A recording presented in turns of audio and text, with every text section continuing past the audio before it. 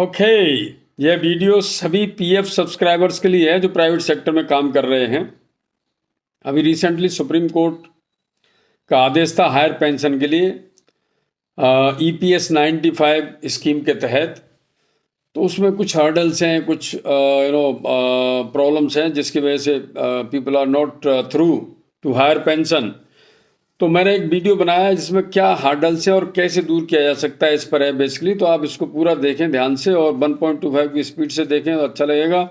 और सब्सक्राइब जरूर करें जिन्होंने सब्सक्राइब नहीं किया है। लाइक करें, कमेंट बॉक्स में पूछें यूट्यूब पर कोई प्रश्न है आपका तो मैं उसका जवाब दूंगा। तो देखिए, ईपीएफओ हायर पेंशन स्कीम में पहले भी मैं 2-3 वीडियो बना चुका हूँ, पर आज का वीडियो डिफरेंट है। ये कहता है कि भाई हम किस तरह से हायर पेंशन के लिए जा सकते हैं। तो बहुत सिंपल उसमें बताया कि जॉइंट ऑप्शन जो है एम्प्लॉयर एंड एम्प्लॉय का जॉइंट ऑप्शन सेक्शन 26(6) के तहत कमिश्नर से अप्रूव हो, पीएफ कमिश्नर से, तो आप हायर पेंशन के लिए जा सकते हैं। ये उसमें सिंपली बताया है। तो बेसिकली यहाँ पे कहने की ज़रूरत है कि भाई जो अप्रूवल है पीएफ कमिश्नर से 26(6) सेक्शन में, वो जनरली लोगों के पास नहीं है, जिसकी वजह से जो लिंक है पीएफ की ऑनलाइन अप्लाई कर सकते हैं, बट वो लिंक है वहाँ पे एक ऑप्शन आता है डॉक्यूमेंट अपलोड करने का, लेकिन वो डॉक्यूमेंट है ही नहीं किसी के पास, ना एम्प्लॉयर के पास ना एम्प्लॉय के पास। तो इसलिए वो अपलोड नहीं कर पा रहे उसके लिए।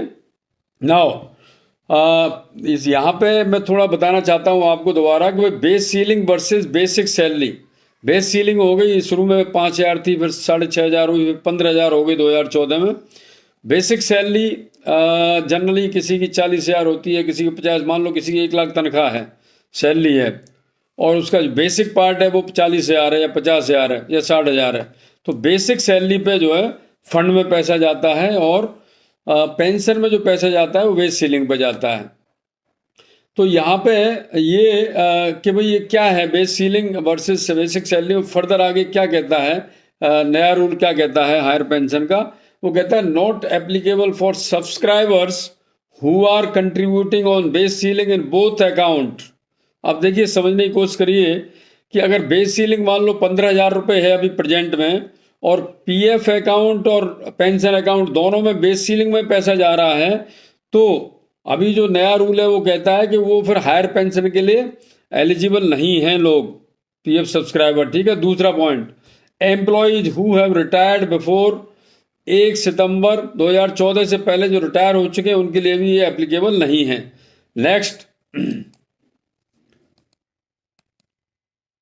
एलिजिबिलिटी किन के लिए है हायर पेंशन में?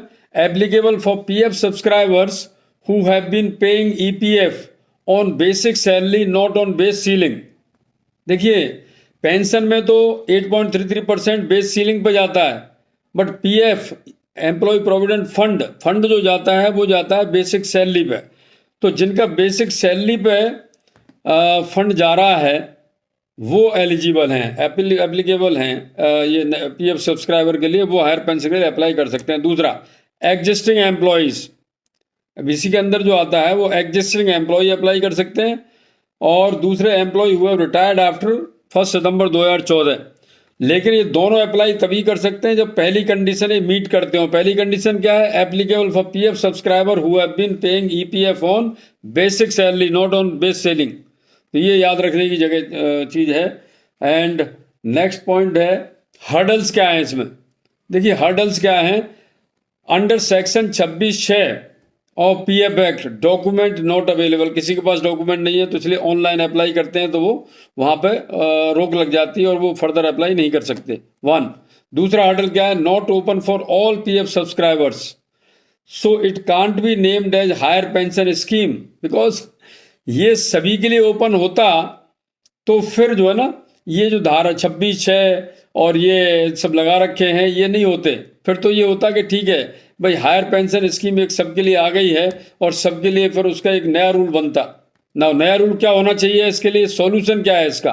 तो देखिए, सॉल्यूशन इसका है कि एबॉलिशन ऑफ सेक्शन 26(6) ईपीएफओ, यानी कि सेंट्रल ईपीएफओ जो है, जो पीएफ ऑफिस है, उनको धारा 26(6) सेक्शन 26(6) और पीएफ एक्ट को एबॉलिशन करना पड़ेगा, हटाना पड़ेगा, खत्म करना पड़ेगा, डिलीट करना पड़ेगा। 1। मेन कॉज ये है, वन जो हटाना है। सॉल्यूशन का एक तरीका तो ये है। एक दूसरा, पीएफ पोर्टल या लिंक को रीप्रोग्रामिंग करना होगा जिसमें ओल्ड डॉक्यूमेंट नहीं मांगे वो, जिससे कि आदमी हायर पेंशन के लिए अप्लाई कर सके। तीसरा, it should be open to all PF subscribers, चाहे उसका पैसा बेस सीलिंग पे कट रहा है या बेसिक पे कट रहा है या किसी तरह की कंडीशन है, लेकिन हायर पेंशन जो स्कीम है वो सबके लिए ओपन होनी चाहिए। ये सॉल्यूशन का तरीका ये है। इसमें अभी बहुत सारी मे बी कुछ ऑर्गेनाइजेशंस आगे आएंगे, कुछ यूनियन वगैरह वाले आगे आएंगे, हो सकता है सुप्रीम कोर्ट दोबारा जो है ना इंटरवेन करे इसमें, जब जाके ये एक पूरा प्रॉपर स्कीम बनेगी। अभी तो ये बहुत वनरेबल स्कीम है, जिसमें आदमी 30 साल नौकरी करता है, 20 साल नौकरी करता है, 35 साल नौकरी करता है, और उसको हार्डली इवन 7,500 भी पेंशन नहीं मिलती है। अभी मैंने देखा है किसी को 2,000 मिल रही है, किसी को 3,000 मिल रही है, किसी को 3,500 मिल रही है, किसी को 1,900 मिल रहा है, किसी को 1,000 रुपये मिल रहे हैं। इस तरह की pension, this is not called pension. Pension means रोजी रोटी और कपड़े का खर्चा आदमी का रिटायरमेंट के बाद चलता रहे, दैट इज पेंशन। तो ये इस पे गवर्नमेंट को भी ध्यान मैं आकर्षित करना चाहूँगा, गवर्नमेंट का ध्यान, कि इस स्कीम को प्रॉपरली इम्प्लीमेंट कराएं, जिससे कि जो प्लेयर्स हैं सभी, EPFO office, employer, employ, Supreme Court, ये सभी जो है इसको फिर प्रॉपरली जो है ना ये करें और एक स्मूथ फंक्शनिंग के तहत लाएं इसको, जिससे कि लोग हायर पेंशन के लिए सभी अप्लाई कर सकें, पीएफ सब्सक्राइबर्स। Thank you.